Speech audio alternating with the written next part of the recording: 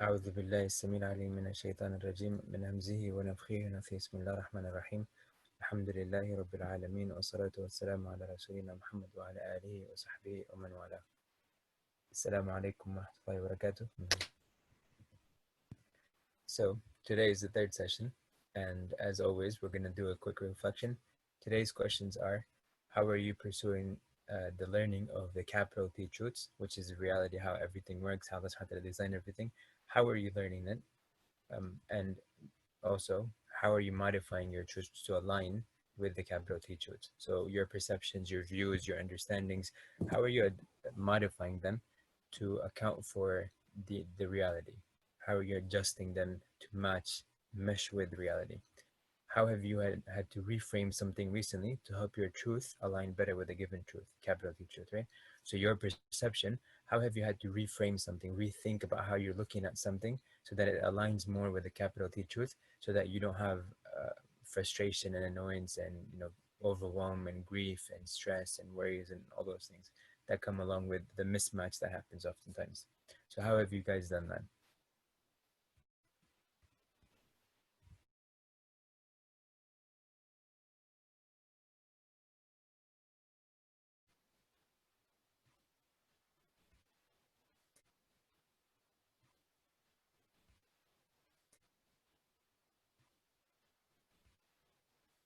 So the next question and next thing is, again, this is something that I presented in the first session of this part of the series, and this is just going over the first four steps that we mentioned. We mentioned step zero was sort of learning the truth and sort of getting ready to align the capital T truths, or your truths, your lowercase t truths, with capital T truths, i.e. reality. And so today's topic is going to be more about the end vision. We mentioned that it has to be something that's very clear, very vivid, very extensively detailed.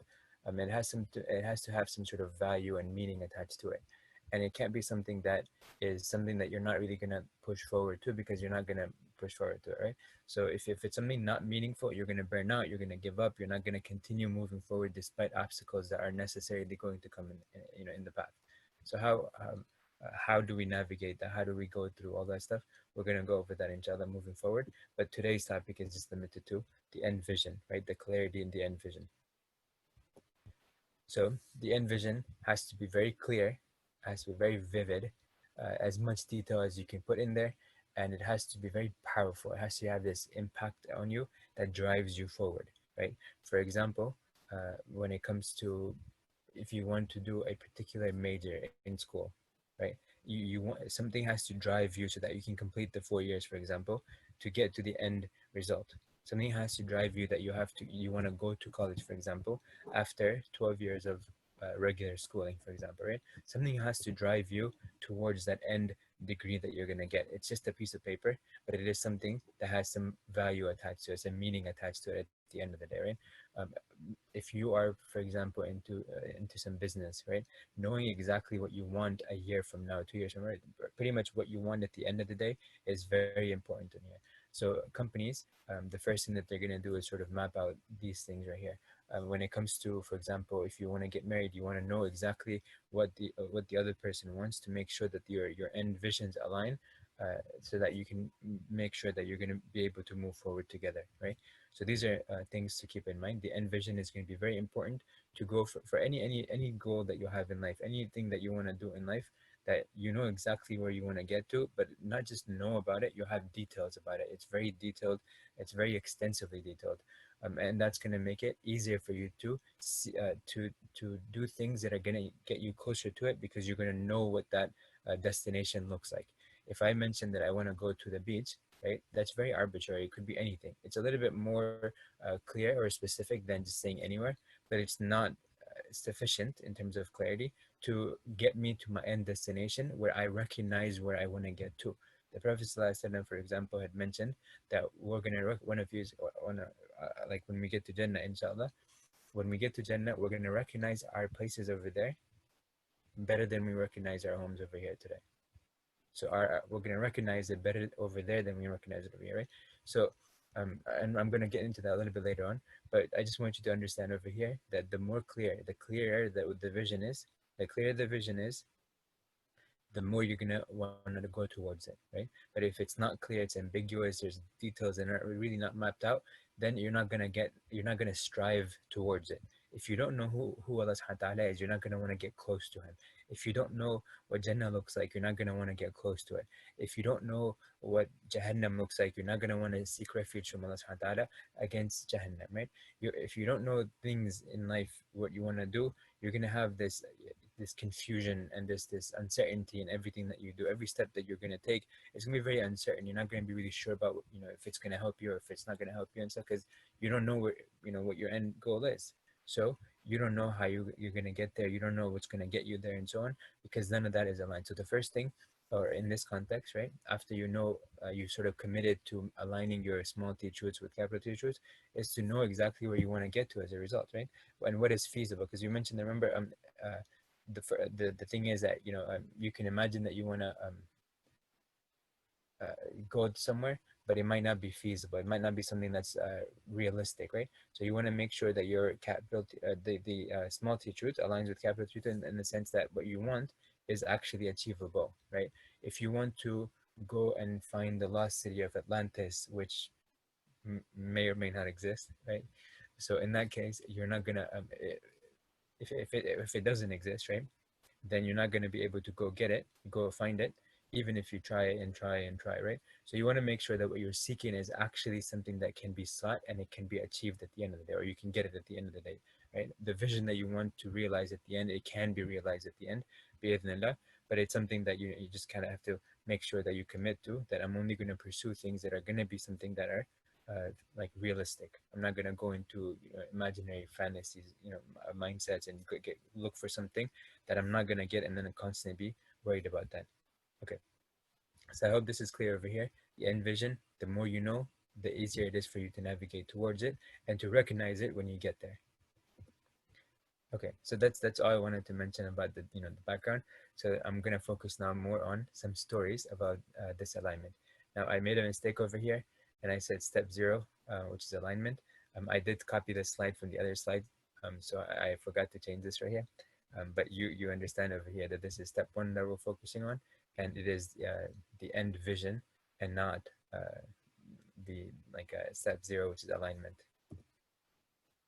So on this note, this is a longer hadith, so I didn't I'm not going to go over it all the way, but I want you to just sort of skim through this for a second, and then I'm going to point out the part that I want you to focus on over here.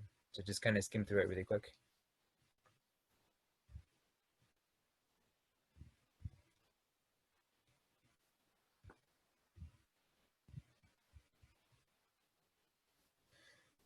Okay, I know I didn't give you enough time to go through it, but I just wanted you to sort of get familiar with some of the things that are going to be mentioned in here. So first of all, this is from the chapter of the ta'lif of the Quran, the compilation of the Quran, let's call it, right? And so this is the context that Imam al-Bukhari put this hadith in. And it's important over here to understand that the scholars of the earliest generations, they were very careful and very quick to make sure that the entire Quran was mapped out and like organized and stuff, and everything was like clear about it and so on. They wanted to make sure that there was no doubts left in it, no doubts, not left, but like no doubts were initiated or like would creep up in the compilation of the Quran and the Quran itself.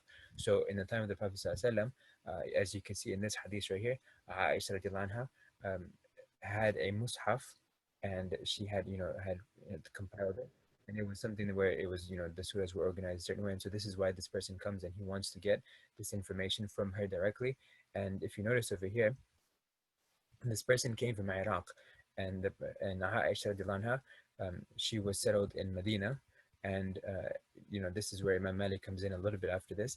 But anyways, the point is that this person comes all the way from Iraq to Medina, and he wants to ask about this question right here, because the Sahaba radiallahu anhum had the Quran with them compiled and so on, and they had it arranged it a certain way and so on, and then they had this and like they came together, and then they discussed about it. They made sure that everyone was on the same page, and so this was happening in the time of the Prophet ﷺ, because this is where Aisha has her own copy, right?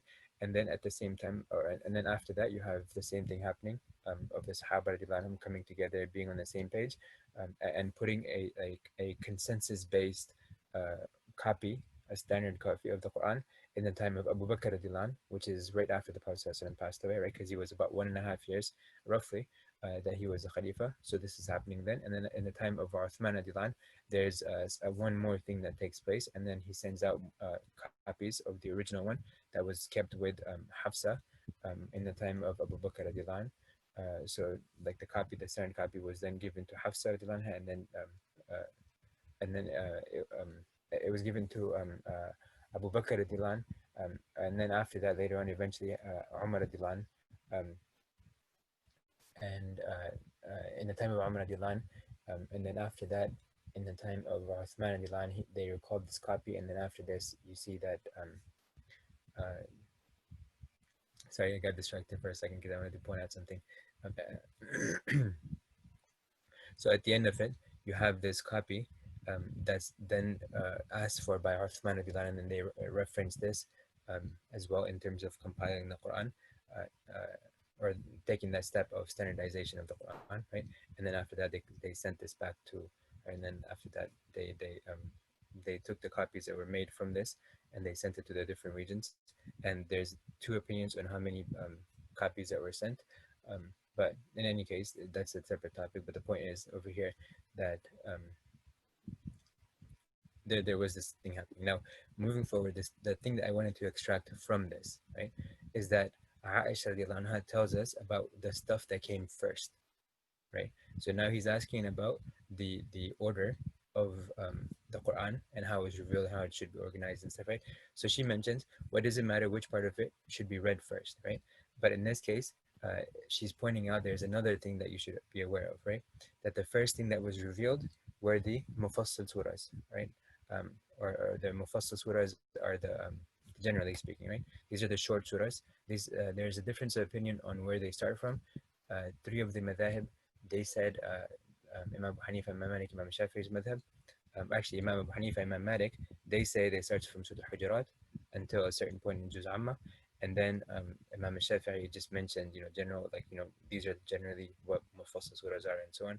And then Imam Ahmad's, one of the opinions that he has, or the opinion that, like, is narrated from him, um, is that it starts from Surah Qaf, but they're next to each other. So it's chapter 49 or chapter 50. So there's some discussion on that. But anyways, these are the ones you can, if you want to go back to it, if you go from there until the end, you're going to notice that most of the content in them is referring to Allah subhanahu wa ta'ala. It's referring to Jannah and Jahannam. If you notice that, the short surahs at the very end of the Mus'haf, like in Juz Amma, for example, this is something that we teach our kids, to start off with. And, I think that's good because it's sort of like how the Quran was revealed, right? Of course, it wasn't revealed from An-Nas back to Al-Baqarah or Fatiha, and it wasn't revealed Fatiha to An-Nas either. First was revealed Surah Alaq, the first 5 verses and so on. And then there's some discussion on whether Muzammil or Mudathir was revealed next, but they're surahs next to each other, so it doesn't matter. Anyways, the point is that these are the surahs that were revealed first, generally, right? And the content that was there, the themes that were there, were more focused on connecting people to the hereafter. Now, this is the point I want you to focus on, because she says that if other than that was revealed, as in legal rulings and stuff were revealed, then in that case, people would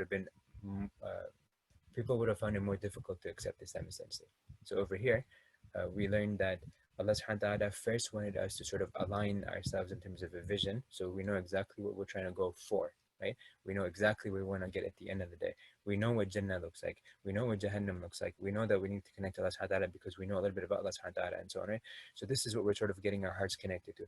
Later on, you're going to notice how the Sahaba implemented when the legal rulings came in, how they applied them really quickly.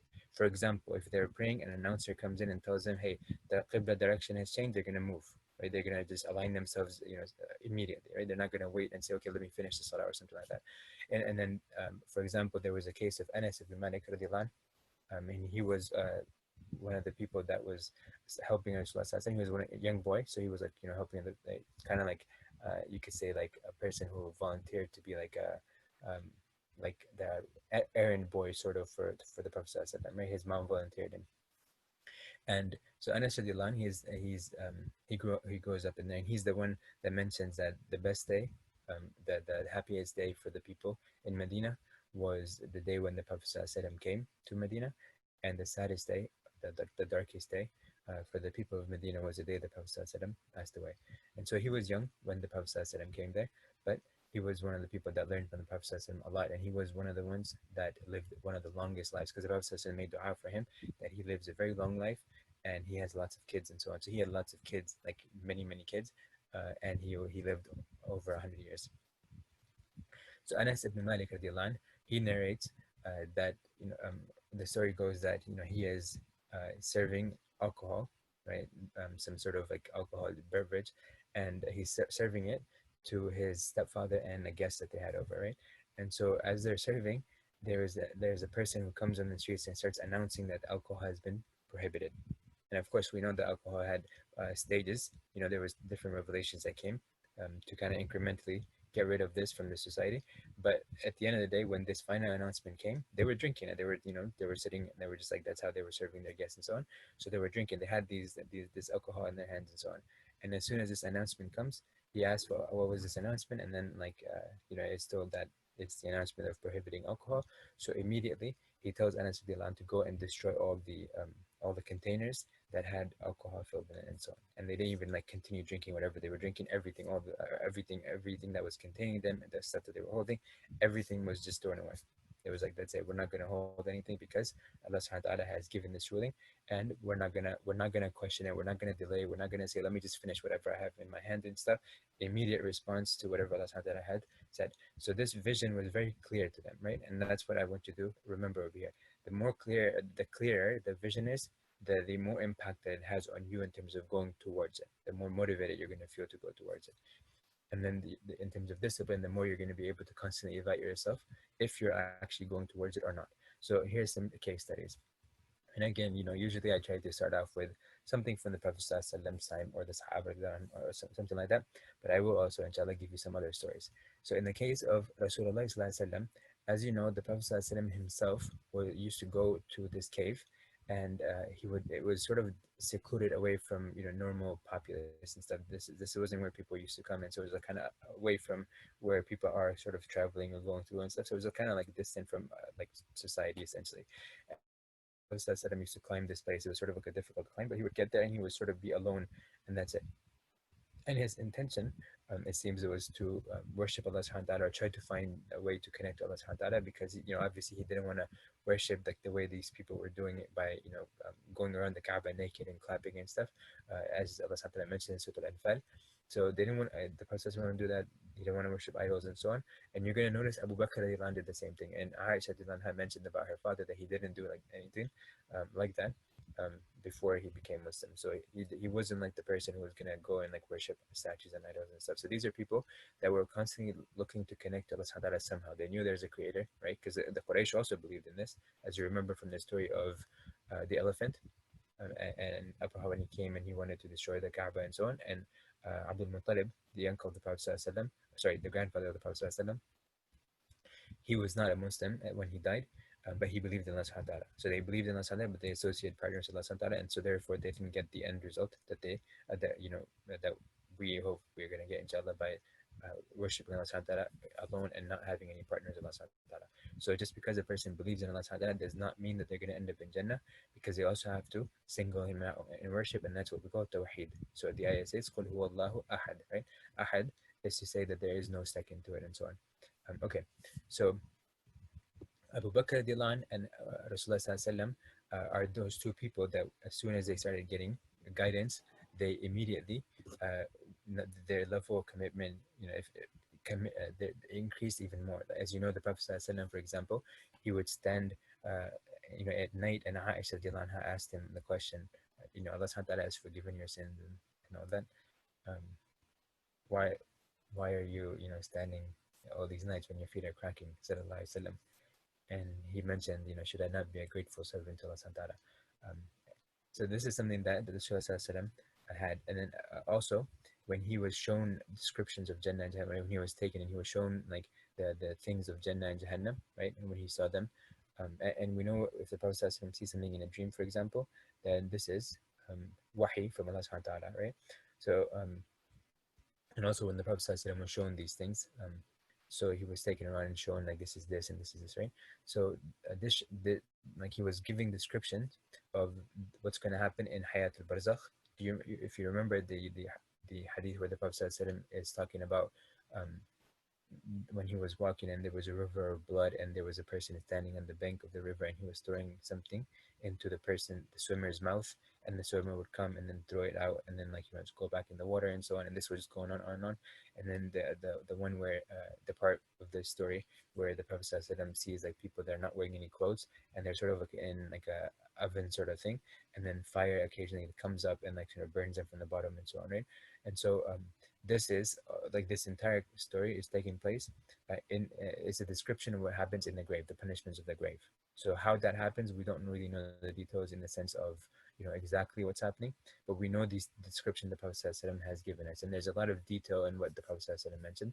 Um, like I said, the body might be buried in the ground and stuff, but at the same time, the punishment that's taking place is real, and how it happened. That's what I'm saying. We don't know exactly what that means, but we do know what's happening there in a lot of detail from the Prophet ﷺ. And likewise, when it comes to Jannah and Jahannam, there's a lot of detail that Allah subhanahu wa ta'ala has given us. Now, in one of the hadiths, the Prophet ﷺ said, if you knew what I knew, then you're going to cry a lot more than you cry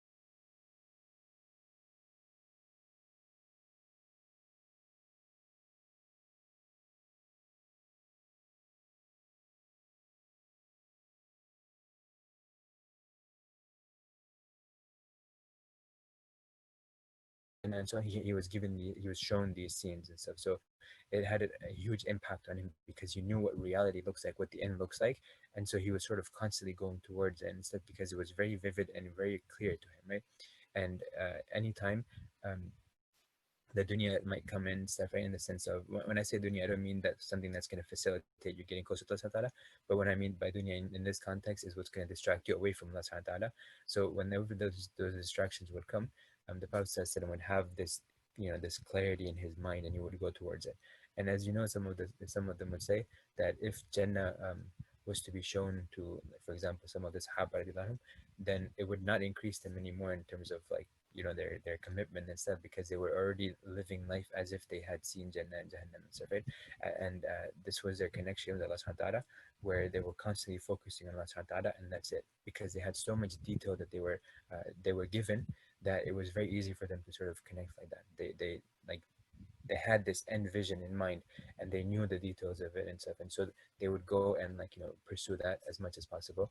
And that's why they had this like haste towards all these good things and stuff like that. And one day the Prophet ﷺ stood up, and this is one of the times the Prophet ﷺ actually gave a very lengthy presentation, as opposed to other times when he would sort of give like snippets here and there, like he would ask a question here and then give like an answer to it, or in a different context he might just like give a little bit of advice here and there and stuff, right?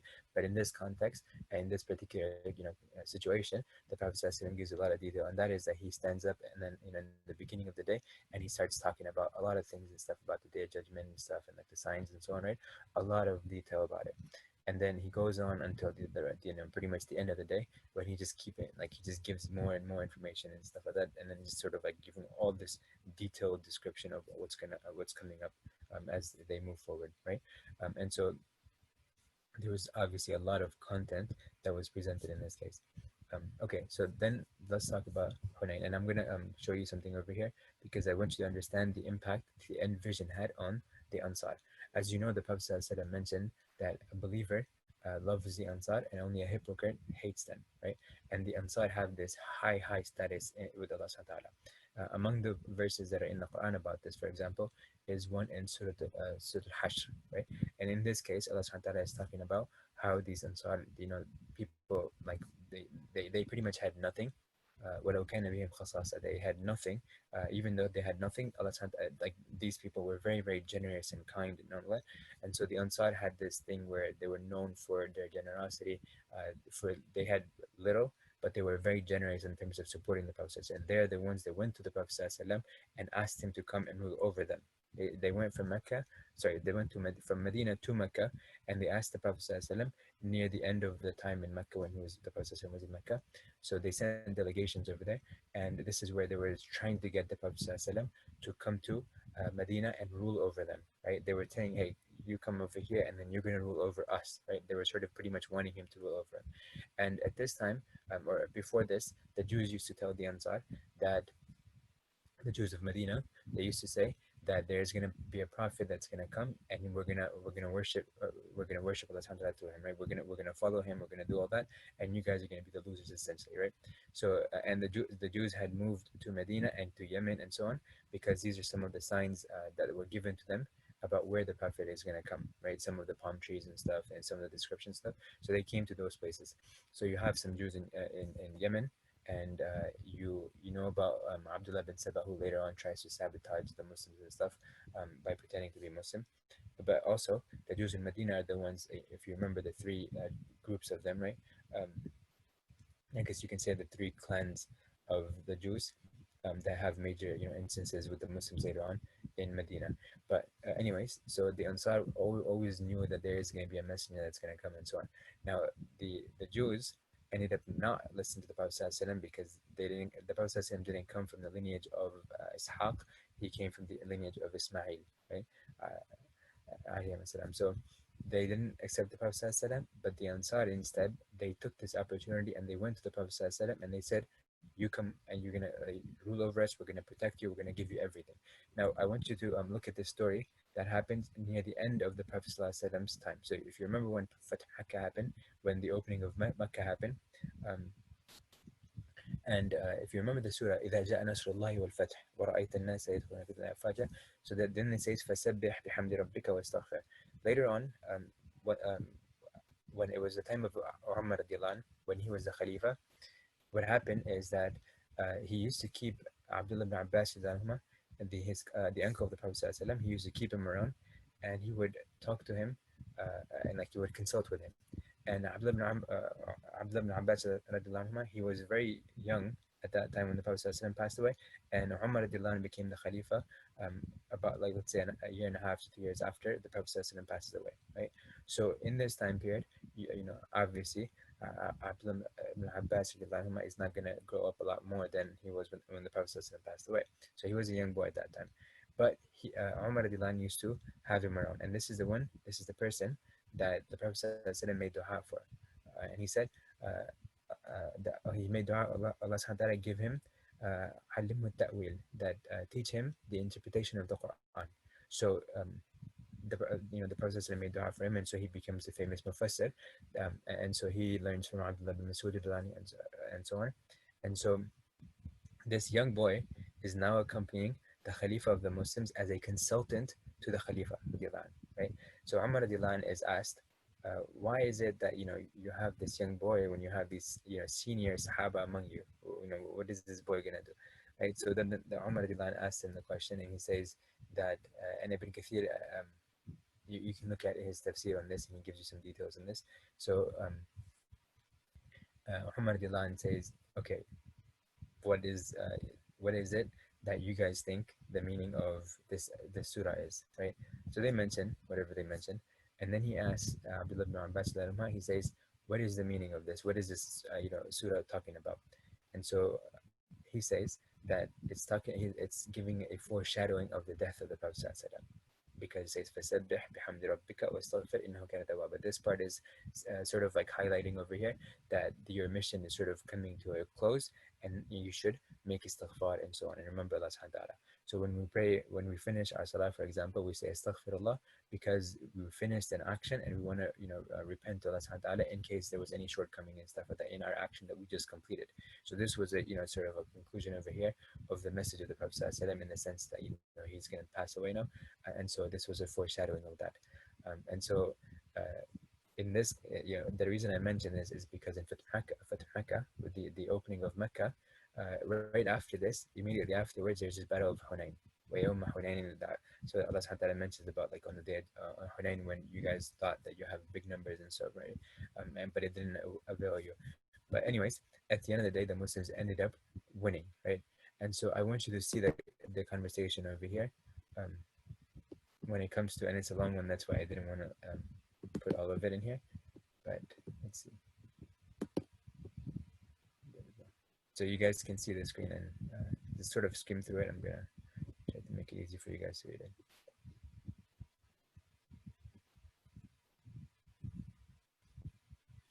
So as you guys are skimming through it, this is the day when the Prophet ﷺ was distributing the war booty, right? Whatever was collected, the Prophet ﷺ is distributing among the people.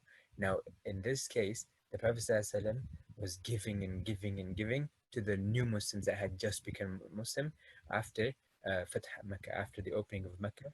You know how everyone sort of accepted Islam in bulk, right? The entire group of like the people in Mecca, they wanted to become Muslim and so on. So there was like a huge reversion on that day, and there was no fighting involved, right? And so, anyways, that's where they had just become Muslim, and now Hunain happens right afterwards and stuff. So these fresh Muslims and stuff are coming in, and they're like sort of, they're also the ones that left. Remember in the battle when things started kind of getting heated up a little bit, many of them just sort of like ran away, and a very core group of the Muslims, the Sahaba that had sort of escorted him from the beginning of, when the Prophet ﷺ migrated, and the ones that supported him, in Mecca, sorry, in Medina, these are the ones that end up supporting the Prophet ﷺ at the end, including Al-Abbas, the father of the word that we just talked about, right? This Sahabi we just talked about. So his father is Al-Abbas, and he's the uncle of the Prophet ﷺ. So radiallahu anh. And so in this case, these people are sticking together, but Allah subhanahu wa ta'ala, helps them, because you don't have to have numbers, you just have to have the support of Allah subhanahu wa ta'ala, even if you're fewer in number. So this is like the capital of the truth.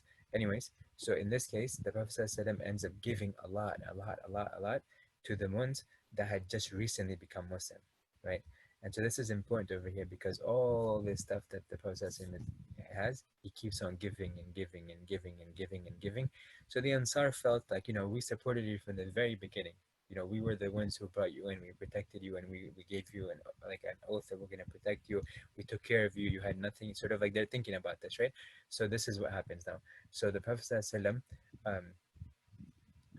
like sort of realizes what's going on, and so he brings them in and he starts talking to them, right? And then this is where the conversation comes in. Actually, there's a longer version of this, and this is a summarized version of this. So in the beginning, the Prophet ﷺ, gives them like, all this stuff or whatever. They supported you. Like the Prophet ﷺ is told that, like there's this discussion about like, the Ansar supported the Prophet ﷺ and so on and so on, and all that. Um, And the Prophet ﷺ, also responds and says that, that's all true.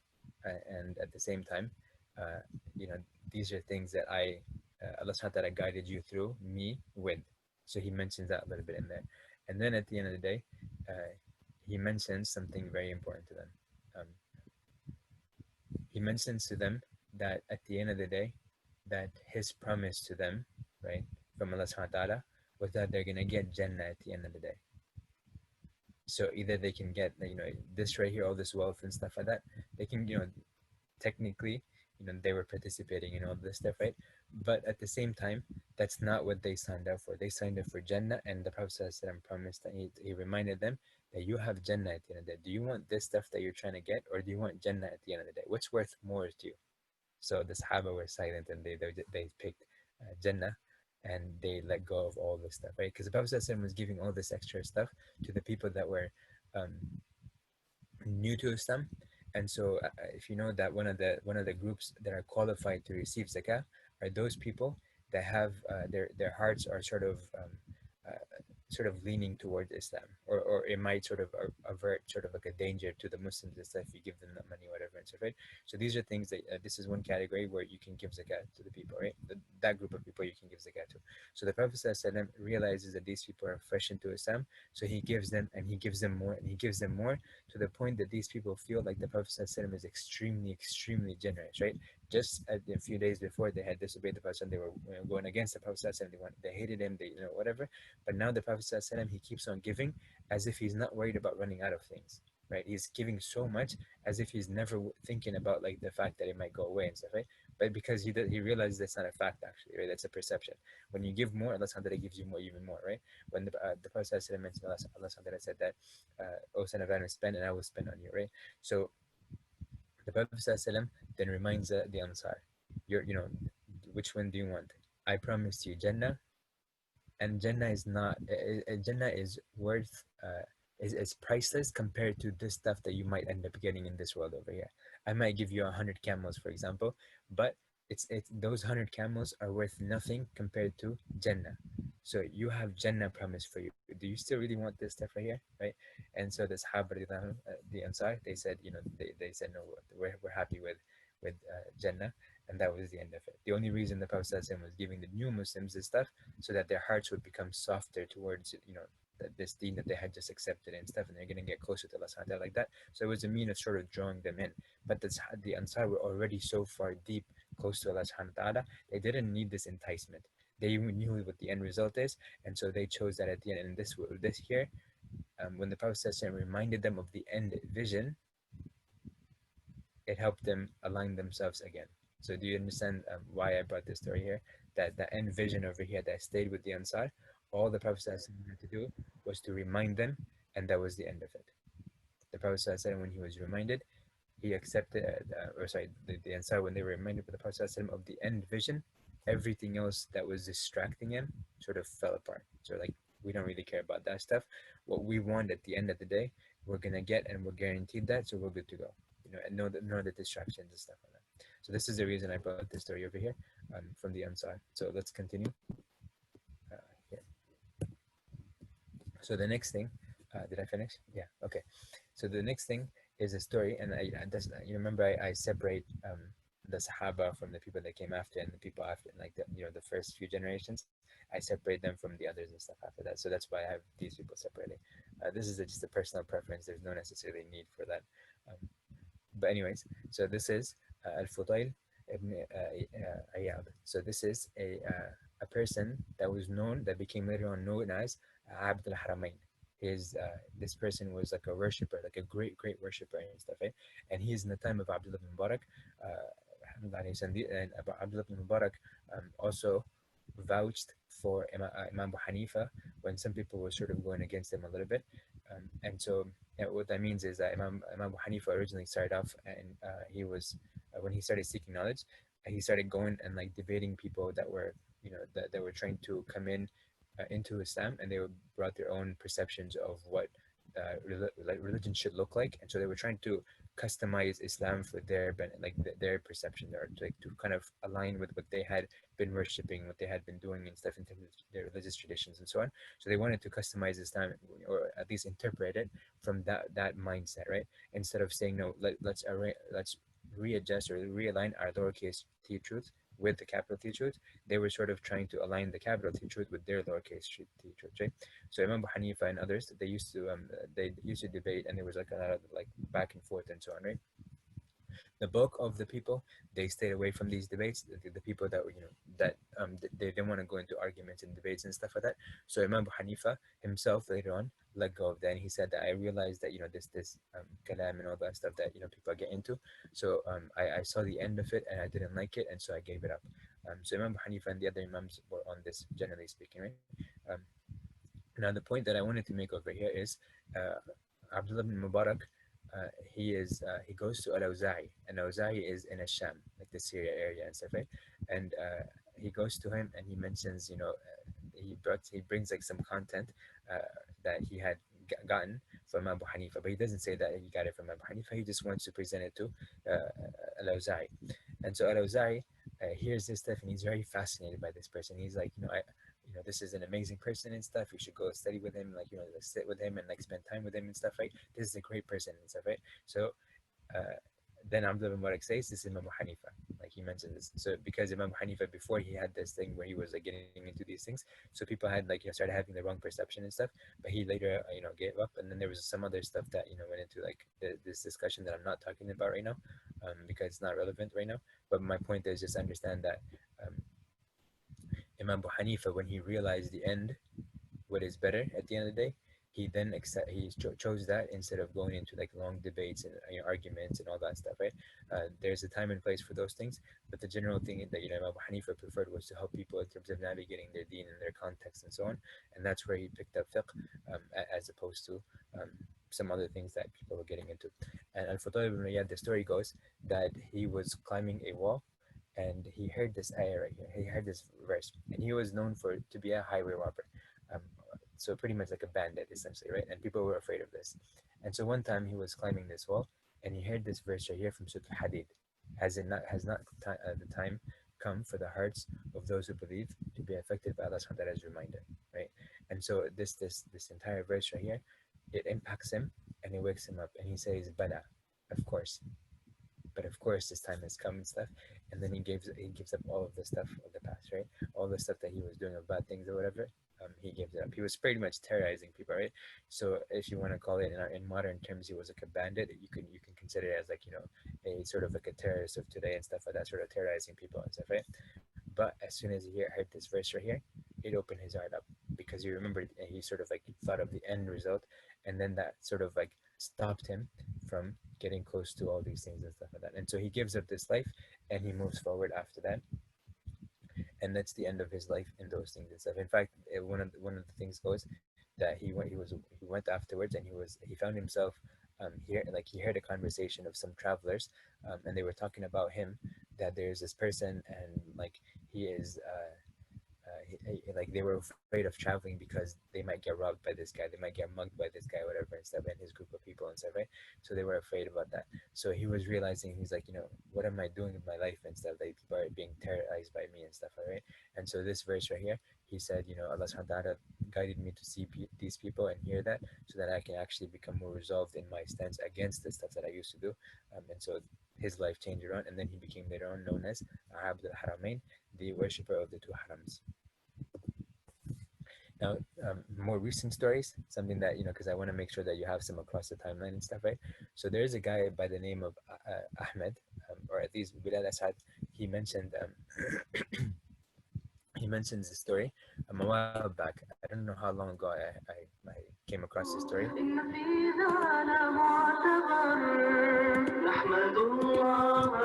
So obviously this is like a very long lecture, and I'm not gonna go into this, but I want to show you so that you guys can go back and look at it at your own time.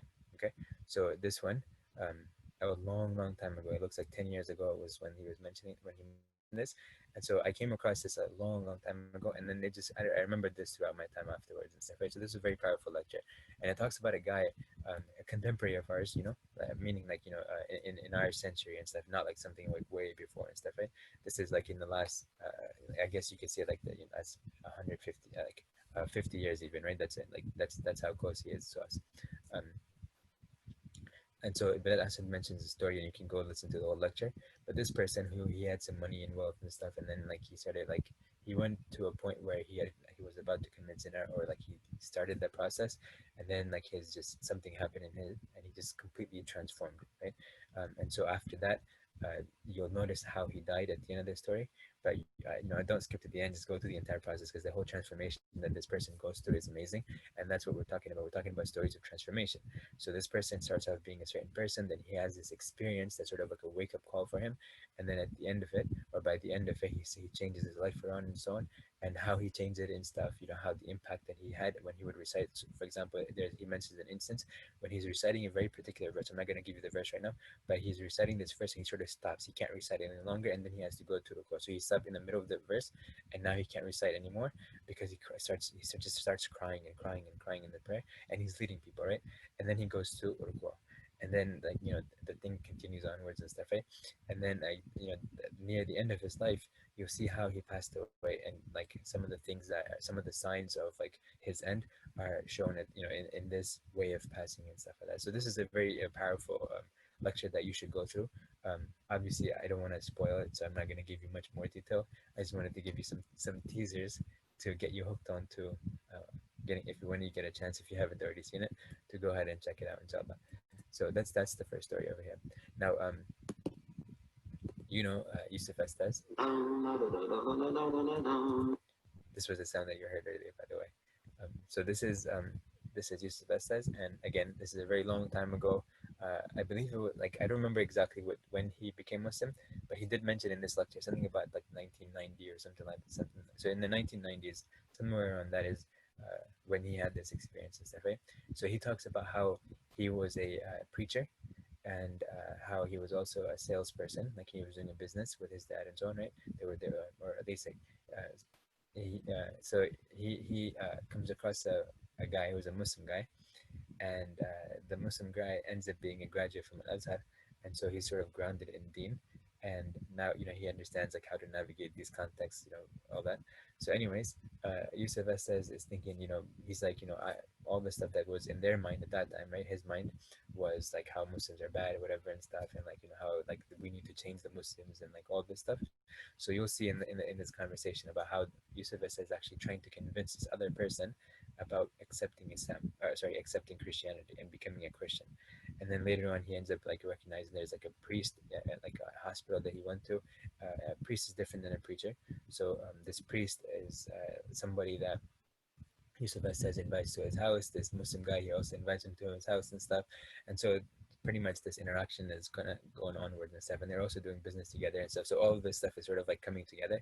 And Yusuf is like trying his best to try to navigate this context, try to find ways to get this person to become Muslim, right?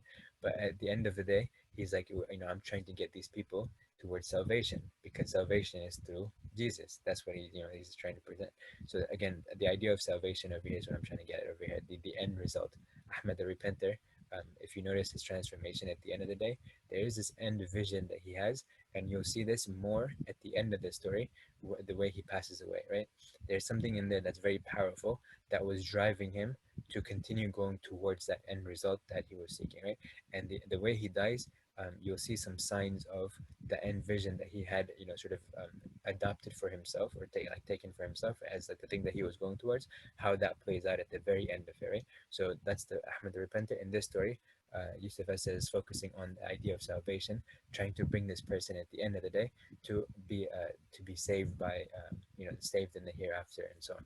And so what ends up happening at the end of the day, because Yusuf seems to be a very whoever is sincere, they get guidance. Whoever is not sincere, no matter how nice they are to people and stuff, no matter how many humanitarian efforts that they're doing or supporting, they're not gonna get guidance at the end of the day, right? So we need to understand that Allah Subhanahu wa Taala knows the insides, and He's gonna guide based on that. Guidance comes from what's inside, not necessarily what's on the outside, right? So we only see the outside, we don't know the inside. That's where the difference happens when people question why are good people going uh, why are they gonna go to Jahannam and stuff or whatever. So like the multi truth perception that a lot of people have is that whatever is apparent from the outside must determine what the end result is for that person in the hereafter.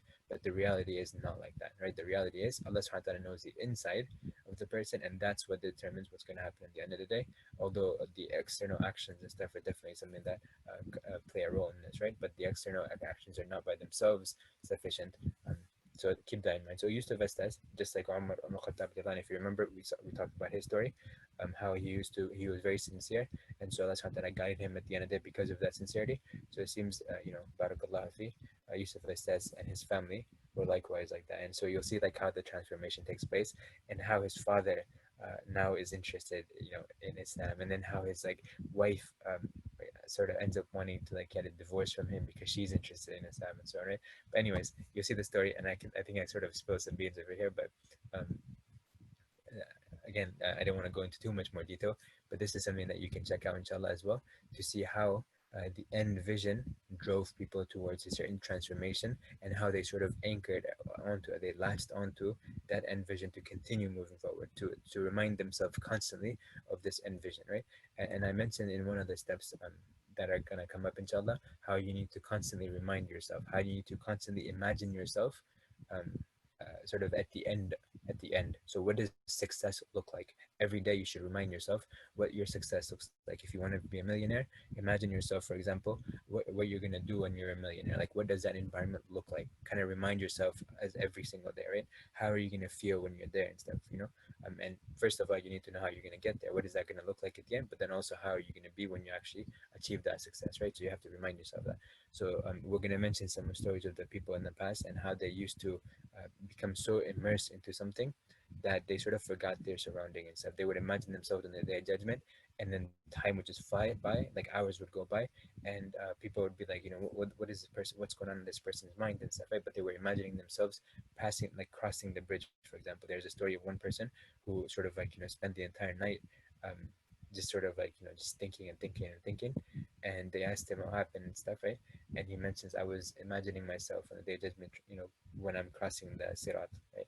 And so this, yeah, there's something to help you. And when we pray 5 times a day, right, it's a constant reminder 5 times what our end vision looks like, because it's sort of like a resyncing process. We sync with what reality looks like, and we sync with what the hereafter is going to be, and we keep on aligning ourselves throughout the day, as opposed to waiting once a week, for example, on Friday, or like on Sunday for the Christians and stuff, right?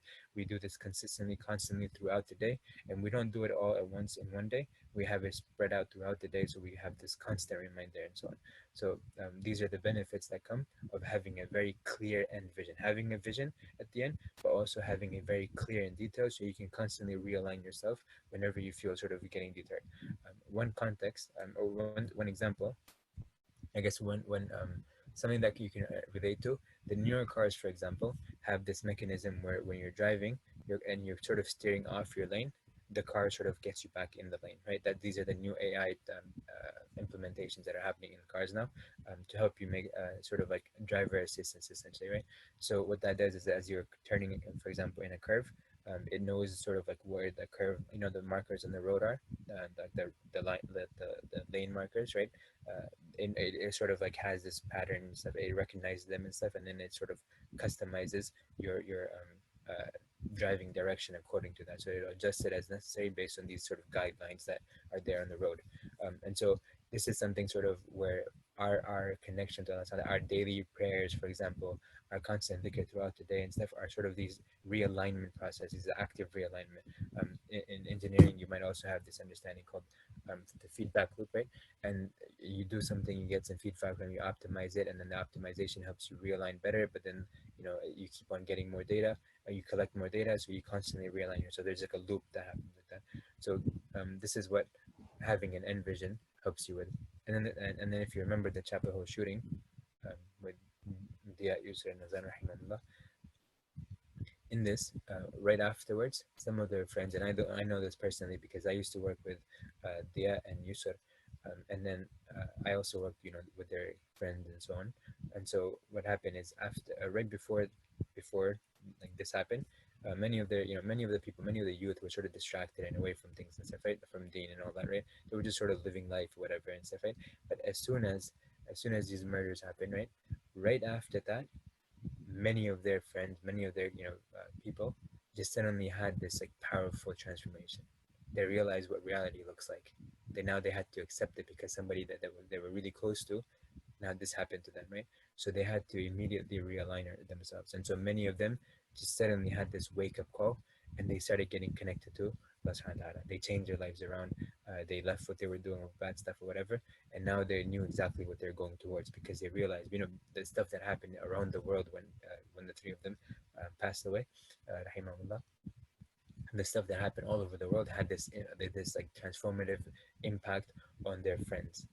And so these people that they were around immediately, like the entire, they shifted their mindset completely. And so they started aligning themselves, and they started praying. Now they started, like, reciting Quran. They started learning about Deen. They really just changed completely, right? And because the context was about these Muslim kids went through this and stuff, the Muslim kids, these three Muslims got impacted and stuff. And what they were talking about, like one of the messages, for example, for Yusra, about the hijab, was a constant reminder for her, about her values and so on. And so these kinds of things, when the people heard, their friends heard, what made these three sort of stand apart from like a lot of other people, it had that impact on their peers and so on, who they left behind. So something to keep in mind, that the end result, the reason why you do things and stuff, right? It can have also an impact on not just yourself, but it also can change the people around you, how you perceive things, how you navigate, what your end goal is, what you talk about and stuff, right? Can help other people also be impacted like that. So that's something that you can also look into, inshallah, for more details. But I wanted to touch base with that, just in this context right here of having an end vision, how that impacts people's lives and how that transforms people. Also, there's other local stories. I mentioned one before. There's another one. This person accepted Islam. They lived in sort of like the mountains of North Carolina, um, and when they, obviously they grew up with this idea that Muslims are terrorists and stuff, and Muslims are really bad people and stuff, and like everyone needs, like, all the Muslims need to be like eradicated from the earth essentially and stuff, right? Like that idea, right? And so this person instead, though, they started traveling around the world. They started interacting with Muslim families. They went to some African countries, for example, and over there, the Muslims were treating them in a very like nice and great way and stuff, right? And so this person started having like a I guess like a cognitive dissonance. Like, this is what I'm thinking, how everyone is, all the Muslims are, but the way they're actually acting is completely different than what I've always thought of them as. And so that person's perception started changing and changing and changing until they couldn't wait to become Muslim. And then this person becomes Muslim, right? Um, and this is a female, and so she's young, so she becomes Muslim. Now, when she becomes Muslim, what happens is that now she's afraid of how she's going to open up to her family, right?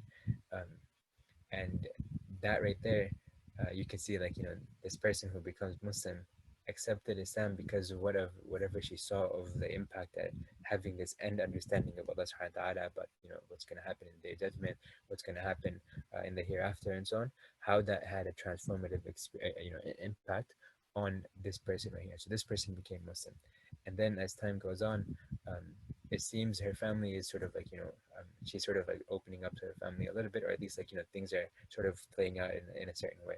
But anyways, the point that I wanted to mention over here, is that how that has an impact, how having that end clear vision, exactly, exactly who Allah subhanahu wa ta'ala is and why you should go closer to him and so on, knowing the day of judgment, knowing what is going to happen in the hereafter, how that has an impact on people, because we all want to know that information. We all, like, human society has always been interested in what's going to happen in the hereafter. If you go back to the Egyptian times,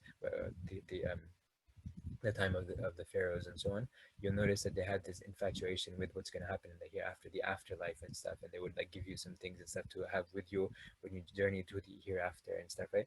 And people all around the world and stuff, right? They always had this thing about like this infatuation of what's going to happen in the hereafter.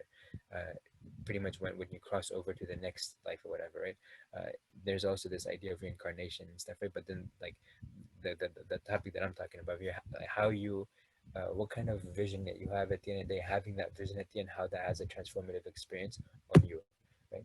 So the last thing that I have over here is businesses. Now, again, it's not just human beings, individually, right? You can also have collections or like groups of human beings coming together and having like an end vision and how that drives people. So when it comes to startups, one of the first things that they tell startups is to have a very clear understanding of what they're going to go for, right? What is it that you want to do at the end of the day? If a person is a coach, like a life coach or a business coach or whatever, that's what they're going to be telling the people. Okay, what is it that you want to do at the end of the day? Because if you know what that end looks like, then you can take steps towards it. But if you don't know what that end looks like, you can't take steps towards it, right? And you're going to be sort of arbitrarily taking things and doing things and stuff, whether they align with the thing or like the end result or not, because you don't know what the end is. A lot of times you'll notice that in many organizations, and masajid are no exception to this rule, um, the programs that they might be offering and stuff, whatever institutions are, right? Many times, the ones that don't really put down an end vision, they're going to be arbitrarily filling in the blanks, right? Just to have programs that they just advertise to their donors and stuff like that. Hey, we're doing this and this, right? But they may not be aligned to some end vision because there's no end vision that they're sort of going for. And so that becomes a problem, because when people come together and they are on different pages, then they're not going to be able to move forward. There's going to be a lot of stagnation. There's going to be a lot of conflict. People, like, all these things are going to happen, and you're not going to actually benefit the people that would have been otherwise beneficiaries of the services that the institution might have provided. And I am mentioning, in the context of Muslims, there, masajid need to have these sort of end plans. What is the purpose of a masjid in a society, in a community, right? And how is that particular a given masjid fulfilling that particular responsibility in its own context, in its own place, right? Having that very clear vision is going to help us navigate forward. If we don't have that, we're not going to be able to move forward. Likewise for MSAs, if you guys are a part of MSAs, for example, then what does that end look like? Why? What's the role of an MSA, and what is that something that's actually necessary, or is it not necessary, right? Whatever that you're thinking that the role is that role actually fulfilling a need that needs to be addressed, or is it something that you think that needs to be addressed, but there's no backup to whatever you're thinking that it should be like, right? So these are things that are very important. So startups have to have a business plan in place, for example, how they're going to navigate, but how they're going to navigate requires them to know where they're going to get to. Large corporations, as you know, also they constantly realign themselves as they need to. For example, the Black Lives Movement, there was a lot of push to sort of like change the narrative in many culture, in many companies. For example, when the Me Too movement happened, they had this push towards changing some of the policies and stuff in these institutions, their corporations and stuff like that, right? So that was those things. Those were the things that were really big, right? Recently, if you remember, in the Ellen show, Ellen from the Ellen show, so there was this controversy, and of course, whatever the actual details are and stuff like that, I'm not getting into those things because there's a lot of stuff that's questioned, and we don't necessarily have all the facts and stuff, right? And I'm not supporting or I'm not going against it. I'm just making like a disconnection from any kind of judgment of what that is. But I'm just using this case example, right, as a case study to mention that when it comes to what she mentioned that she had promised, people a certain like atmosphere of how things are going to be worked out in the thing, whatever. And she was apologizing for if, like, obviously that things that didn't go the way that she had promised them and so on. Um, whatever the details of, I'm not getting to. My point was just like the having the end vision helps people sort of come together. And when we sort of steer away from the end vision, or we don't have the end vision, then there's a lot of conflicts and problems that come along with it, right? So if in the context of Black Lives Movement, the idea was for governments to protect, as a society, all the people involved and to give them their rights, but that didn't happen. So there was a problem there, and so people had to readjust, sort of like some rules and regulations and laws and stuff to align more to that general understanding of what the end vision is of protection and taking care of society and so on, right? Taking care of every member of society as opposed to just some of them. And if you remember, no child left behind, the education campaign that were going on, like the no child left behind. So the idea was, again, that we're going to focus on giving access to everyone, that the tool, we're going to give them access to the tools that everyone needs and stuff to succeed.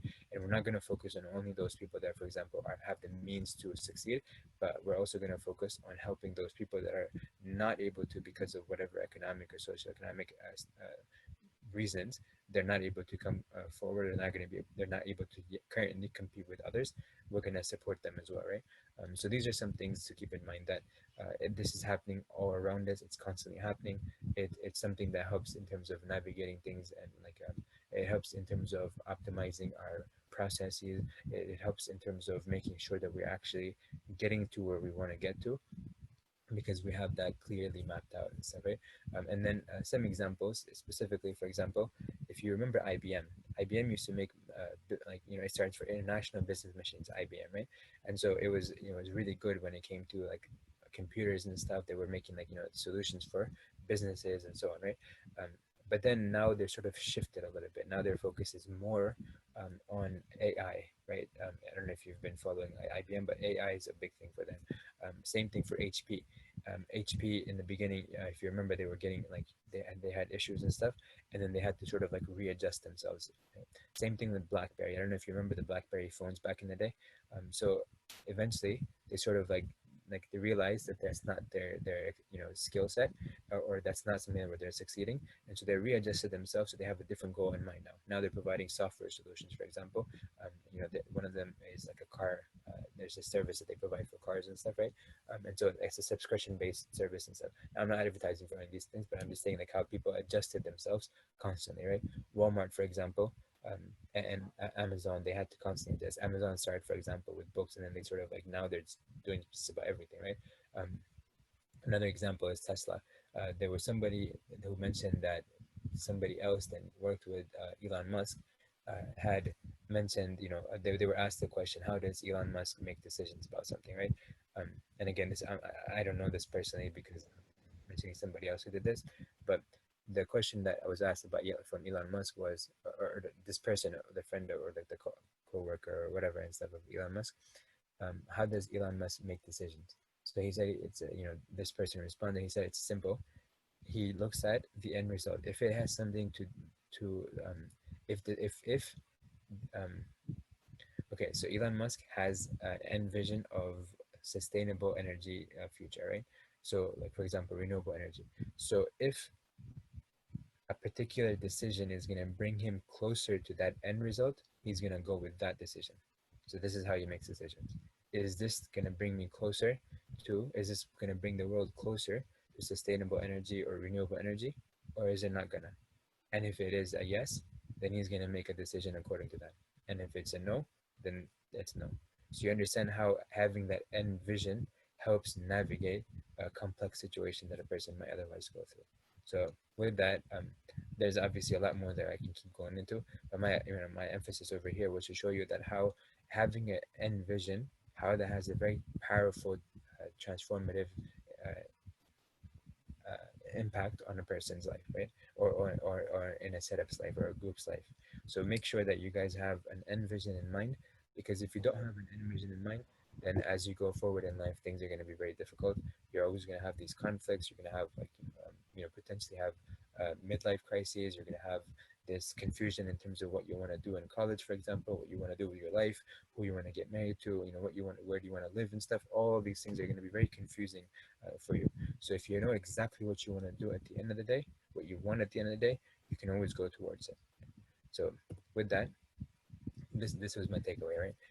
With that, the homework is to see what your end vision is. What is your end vision?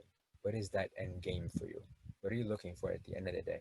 Whatever it is that you're doing, whether it's work, what is it that you want to do at the end of the day when it comes to your work? Why are you going to work, for example, right? What is your end vision? Why are you, if you're living in a particular city or country or whatever and stuff, right? Why are you living there? What is your end goal here? Is it gonna align your decision? Is it aligning with your end vision, or is it something that's arbitrary because you don't have an end vision, right? Or if you have an end vision, are you taking the steps that are aligning with what you like that are gonna get you there or not, right? Inshallah, we're gonna go into a little bit of the process next time, but I just want you to understand, or the next, I think two sessions after today. Next time is gonna be more like analyzing where you stand today. But your homework is gonna be, what is your end vision? What is it that drives you towards any decision that you make? How do you know that you want to make this decision over this other decision that you would make? Right? How do you do that? What are you doing in your life? Are you just arbitrarily selecting? Are you confused when you're making decisions? Or are you saying, wait, is this gonna get me closer to my end vision? Or is it not gonna get me closer to it? Right? Are you simplifying your process because of your end vision? Or are you complicating it by not having an end vision? So with that, if you have any questions, then you can ask me. Otherwise, we are done.